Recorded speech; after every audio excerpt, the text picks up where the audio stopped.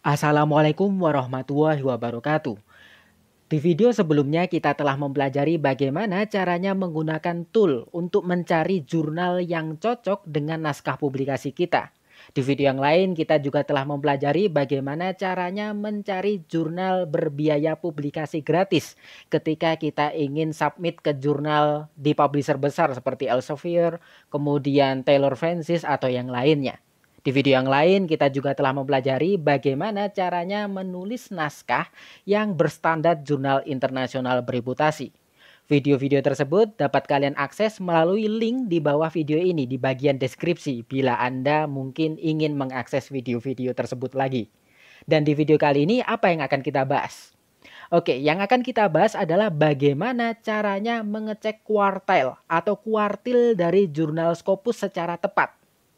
Karena ternyata masih ada beberapa dari kita yang belum tahu cara terbaru mengecek kuartil. Kalau dahulu kita kan menggunakan Simago.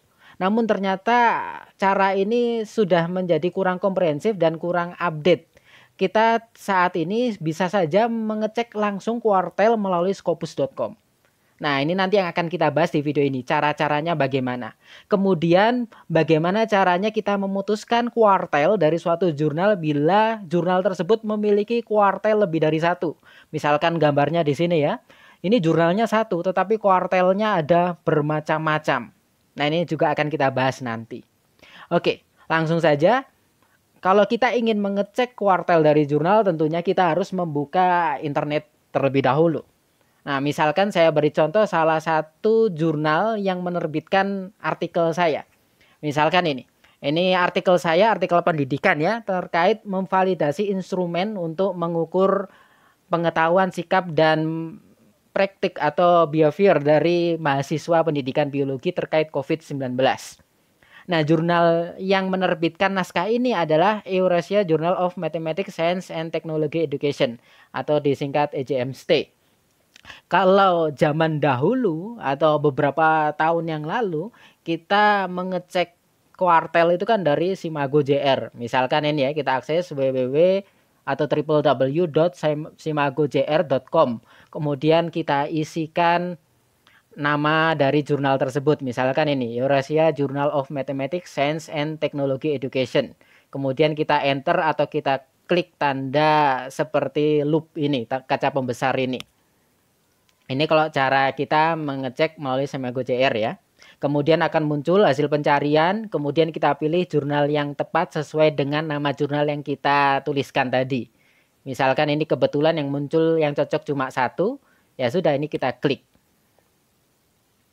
Nah, maka tampilannya akan seperti ini, kita langsung diarahkan ke halaman yang berisikan data dari jurnal tersebut. Nah, kalau dahulu kita kan mengecek kuartilnya dari sini, ataupun dari bagian bawah sini. Nah, bagian bawah ini, mohon maaf. Nah, bagian bawah ini memunculkan kuartil yang tertinggi dari suatu jurnal. Maksudnya bagaimana? Nah, ini kan contohnya, EJMST ini kan ada dua kuartil. Kenapa kok bisa muncul dua kuartil semacam ini? Karena pengelompokannya itu didasarkan pada subjek kategori. Jadinya didasarkan kategori. Nah, jurnal EJMST ini ternyata kalau diidentifikasi memiliki dua kategori naskah, yaitu matematika terapan, applied mathematics, dan education atau pendidikan. Nah, di sini kalau didasarkan pada Simago JR, education-nya itu kuartilnya Q2, sedangkan matematika terapannya Q3. Nah, yang ditampilkan di bawah sini biasanya itu yang kuartil tertinggi, sehingga yang muncul adalah Q2 education. Sehingga kalau didasarkan pada Simago JR, naskah saya ini tadi, ini kan pendidikan. Ini termasuk ke dalam kuartil 2, Q2, bukan Q3. Kenapa kok ini bukan applied mathematics? Di sini kan ada Rasch and factor analysis. Nah, ini salah satu cara analisis untuk memvalidasi suatu instrumen. Kalau kita baca keseluruhan naskah, ini sebetulnya naskah pendidikan. Yang latar belakangnya membahas terkait pendidikan, kemudian pembahasan dan kesimpulannya juga pendidikan. Kebetulan analisisnya banyak. Karena kalau kita dari orang pendidikan, insya Allah kita juga akan paham terkait analisis ini. Analisis ini sudah umum digunakan, dan kalau kita ingin memvalidasi instrumen atau mengembangkan instrumen, dan naskah pengembangan atau validasi instrumen tersebut ingin kita publish di jurnal ki atas, ya kita tidak hanya menggunakan analisis sederhana seperti Cronbach kemudian Pearson correlation saja, namun kita harus menggunakan berbagai macam analisis statistik. Nah, yang sekarang menjadi tren itu ras analisis dan faktor analisis.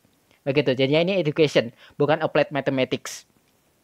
Nah, kalau applied mathematics itu seperti penggunaan algoritma untuk menggambarkan gerak-gerik sayap pada lalat misalkan, itu applied mathematics. Atau pemodelan terkait tingkah laku hewan tertentu atau migrasi salmon. Nah, itu applied mathematics. Atau di dunia industri ingin memodelkan fenomena tertentu. Nah, kalau ini jelas pendidikan atau education. Oleh karena itu didasarkan pada Simago JR ya, maka jurnal EJMC ini termasuk Ki 2. Namun seperti yang saya katakan tadi, ternyata penggunaan Simago JR ini sudah kurang komprehensif ketika kita ingin mengetahui kuartil dari suatu jurnal. Kenapa? Karena Scopus sendiri pun sekarang itu juga bisa menjadi cara kita untuk mengecek kuartil. Nah, kuartil itu kan sebetulnya pengelompokan dari jurnal-jurnal Scopus. Nah, Simago JR ini sebetulnya kan yang membuat adalah Simago Lab. Simago Lab itu didirikan oleh akademisi-akademisi di Spanyol sana ya. Kemudian companies ini tujuannya adalah untuk memvisualisasikan data sehingga memudahkan para reader atau para yang butuh data tersebut untuk mudah membaca dan mengakses data tersebut. Begitu. Jadinya Simago Lab itu tidak hanya membuat Simago JR ini, tetapi juga ada hal lainnya. Nah, kemudian dasar Simago dalam mengkuartelkan semacam ini juga menggunakan perhitungan SJR ya, Simago Journal Rank. Nah, itu ada perhitungannya, kemudian dikelompokkan menjadi Q1 hingga Q4. Nah, kalau kita update informasi dari Scopus, sebetulnya Scopus itu juga mengelompokkan jurnal-jurnalnya menggunakan kuartil juga. Dan itu sebetulnya bisa kita jadikan rujukan secara langsung. Begitu. Jadinya kenapa kok kita tidak menggunakan Simago saat ini? Ada dua alasan. Yang pertama, cara penentuan atau perhitungan skornya antara Simago dengan Scopus untuk menentukan kuartil itu sedikit berbeda. Dan yang kedua, Simago itu ya, update-nya agak terlambat kalau dibandingkan Scopus. Nah, ini normal karena Scopus itu kan ya punya data sendiri, sedangkan Simago ini mengambil data dari Scopus. Oleh karena itu Simago ya agak tertinggal daripada updatean dari Scopusnya sendiri. Begitu. Nah, sekarang bagaimana caranya mengecek kuartil dari Scopus? Maksud saya mengecek kuartil dari Scopus secara langsung. Caranya mudah. Sekarang kita akses terlebih dahulu scopus.com semacam ini ya, www atau www.scopus.com. Kemudian setelah muncul website ini, halaman Scopus, kita pilih sources ini.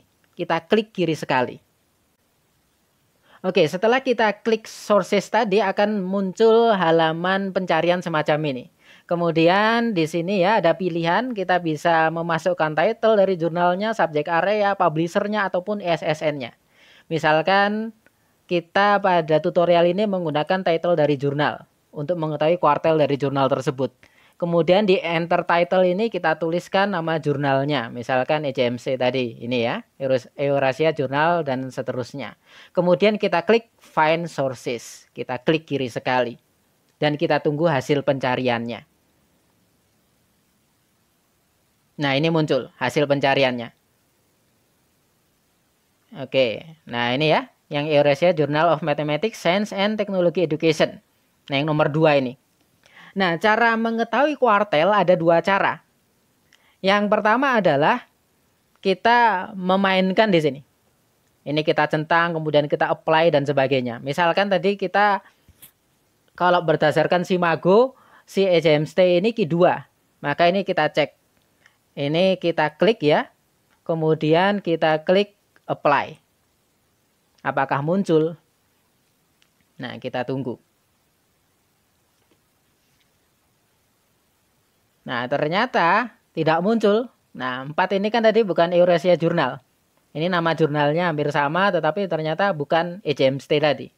Nah, sekarang coba kita ubah. Ini second quartile-nya kita hilangkan.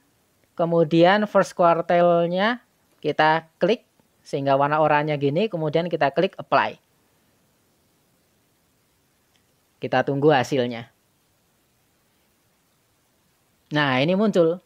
Nah, dengan cara seperti ini kita dapat memastikan bahwa EJMST ini Q1 bukan Q2. Loh, kok beda? Kenapa kok beda dengan Simago? Karena dua alasan tadi. Yang pertama, kalau Simago itu mengambil data dari Scopus, hanya mungkin ada keterlambatan. Yang kedua, cara penentuan kuartilnya berbeda. Bedanya seperti apa? Kalau di Simago, penggunaan atau penentuan kuartil itu berdasarkan skor SJR-nya, Simago Journal Rank. Sedangkan Scopus sendiri itu sebetulnya juga punya perhitungan sendiri dalam menentukan kuartil, yaitu Scopus Site Score. Nah, ini ya Scopus Site Score, nilai ini. Angka ini yang menentukan kuartil. Nah, kemudian selain menggunakan permainan centangan kuartil di sini, kita juga dengan mudah menentukan kuartil berdasarkan ini persentilnya. Nah, persentil dan kuartil itu kan kalau kita belajar statistika ada itu ya, measure of position atau location, pengukuran posisi atau lokasi. Kalau kuartil itu membagi sebaran data menjadi 4 bagian, ya. Sedangkan kalau persentil itu membagi menjadi 100 bagian. Jadinya ada 99 titik. Ada 99 persentil. Nah, untuk menentukan kuartilnya, nah kita bisa menggunakan panduan ini. Kalau persentilnya 75 hingga 99, dia termasuk Q1. Kalau dia persentilnya 50 hingga 74, dia Q2. Kalau dia 25 hingga 49, dia termasuk Q3. Kalau 24 ke bawah, dia Q4. Begitu. Jadinya 25% paling atas itu Q1, kemudian 25% kedua itu Q2, 25% ketiga itu Q3, dan 25% paling bawah itu termasuk ke dalam Q4.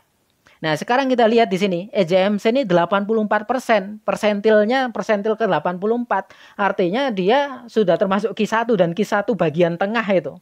Ya. Nah, tapi masalahnya tadi kita lihat ternyata EJMST itu terdiri atas 2 kategori, yaitu Applied Mathematics dan Education. Nah, di sini yang muncul hanyalah yang tertinggi, yaitu Education.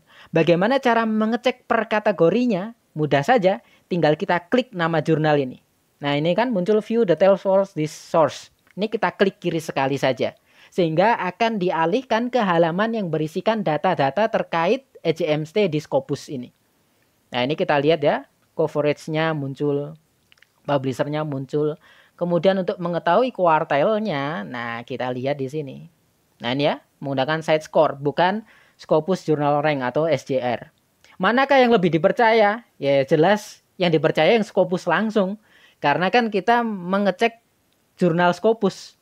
Ya sudah, kita langsung cek dari sumber primernya saja. Nah, kemudian ini kan tadi kategorinya ada 2, Education sama Applied Mathematics. Kita lihat Education persentilnya 84, jelas Q1. Applied Mathematics persentilnya 75. Kalau kita menggunakan panduan seperti ini, panduan persentil berubah menjadi kuartil, ternyata Q1 itu 75 hingga 99. Ini juga sudah 75.